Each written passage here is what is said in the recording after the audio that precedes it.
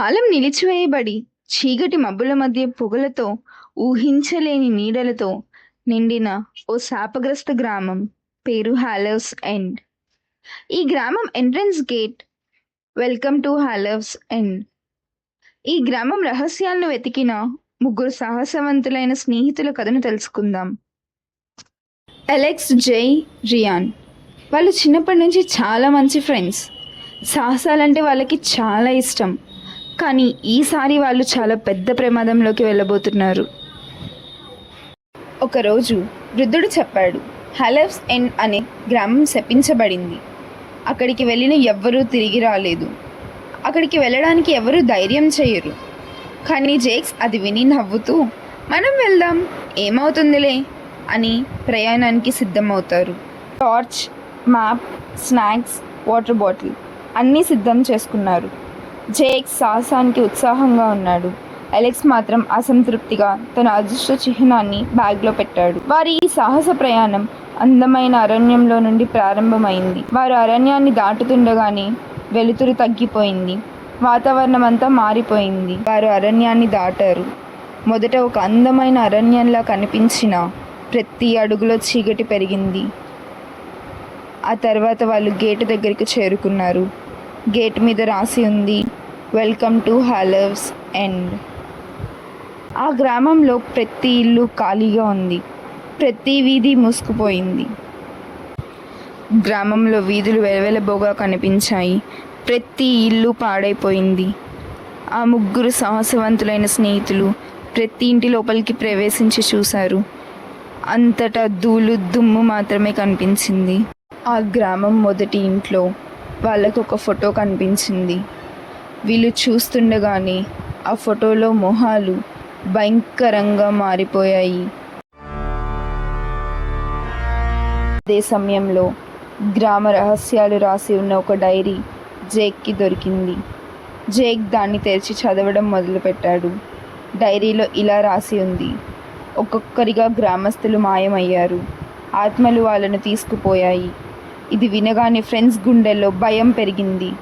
ఆ మనుష్యుల నీడలు ఇంకా అక్కడే ఉన్నాయి. ఇంతలో చీకటి నీడలు కదలడం ప్రారంభించాయి. వాళ్ళు ఏదో పిలుపును విన్నారు.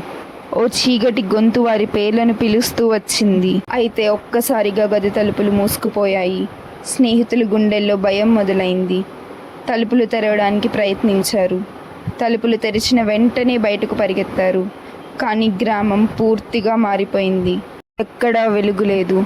గ్రామం పూర్తిగా చీకటి కమ్ముకుంది. భయంతో చీకటి వీధులలో పరిగెత్తుతున్న వాళ్లకు ఒక వృద్ధురాలు ఎదురైంది. ఇక్కడ నుంచి వెళ్ళిపోండి. ఇక్కడ చీకటి మాత్రమే ఉంటుంది. అది మిమ్మల్ని కలిపేసుకుంటుంది అని ఆ వృద్ధురాలు హెచ్చరించింది. వీధులలో అటు ఇటు తిరిగి వారు పూర్తిగా ఆందోళన పడ్డారు. ప్రతి వీధి ఒకటిగా వాళ్ళు ఎక్కడున్నారో కూడా గుర్తుపట్టలేనట్టుగా కనిపిస్తుంది. వాళ్ళు అక్కడ ఒక పాత చర్చ్ని చూశారు. అది ఎటు చూసినా భయంకరంగా కనిపిస్తుంది. స్నేహితులు చర్చ్ లోపలికి ప్రవేశించారు. ఒక అద్దం ముందు నించున్నారు. మొదట వాళ్ళ రిఫ్లెక్షన్స్ నిజంగానే కనిపించాయి. కానీ కొద్దిసేపట్లో ఆ రిఫ్లెక్షన్ ఆత్మల రూపంలో మారిపోయాయి. ఆ రిఫ్లెక్షన్ చూసిన పిల్లలు భయంతో గట్టిగా అరిచారు. రేయాన్ కొంచెం ధైర్యం చేసి డైరీని చదవడం మొదలుపెట్టాడు. డైరీని పూర్తిగా చదివిన రేయాన్కి ఒక చెట్టు దగ్గర ఈ సమస్యకు పరిష్కారం ఉందని అర్థమైంది. డైరీలో ఉన్న ఆ చెట్టును చూపించి మనం ఇక్కడికి వెళ్ళాలి అని వాళ్ళతో చెప్పాడు. అది వినగానే వాళ్ళు చెట్టు వైపుకు పరిగెత్తారు. నీడలు వారి వెనకాలే వెంబడించాయి. ప్రతి అడుగులో భయం పెరిగింది. అయినా వాళ్ళు ఎంతో ధైర్యంగా ఎన్నో ప్రమాదాలను దాటుకొని ఎంతో సాహసవంతంగా ఆ చెట్టు వద్దకు చేరుకున్నారు. చెట్టు ముందు నిలబడి డైరీలో మంత్రాలు జపించడం ప్రారంభించారు. మంత్రాలు జపించడం ఆపిన వెంటనే ఒక్కసారిగా ఒక వెలుగు ప్రకాశించింది. ఆ వెలుగు చీకటి మొత్తాన్ని మాయం చేసింది. తరువాత వాళ్ళు వెనక్కి రావడం మొదలుపెట్టారు. గ్రామం మళ్ళీ ప్రశాంతంగా ఉంది. చీకటి మాయమైన ఆ గ్రామం ఎంతో ప్రశాంతంగా మారింది.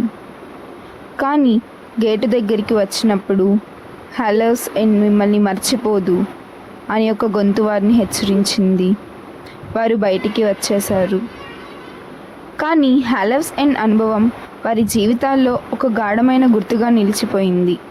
ధైర్యం భయాన్ని ఎలా జయించాలో ఇది వారికి నేర్పించింది. మీరు ఇలాంటివి చూస్తే ఏం చేస్తారు? మీరు ధైర్యంగా ఎదుర్కొంటారా లేకపోతే పారిపోతారా?